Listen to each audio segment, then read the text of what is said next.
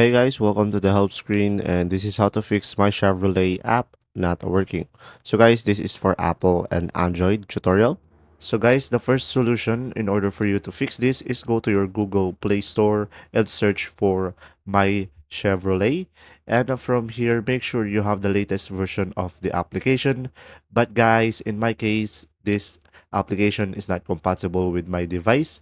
But from here, you should be able to update it if there is any update. So guys, the second solution is go to your settings and tap on the apps.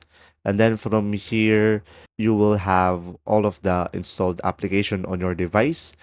In this case, I'm going to use Ford Pass as an example since I don't have the application.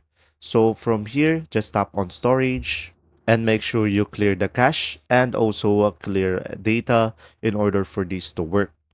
And guys, after you've done that and it is still not working, the third solution is try reinstalling the application. So first, uninstall the app, and then once it is done, just go back to the Google Play Store and install the application again. And then from there, guys, you will be able to fix your My Chevrolet app. If this video was helpful, please like and subscribe, and thanks for watching, guys. See ya!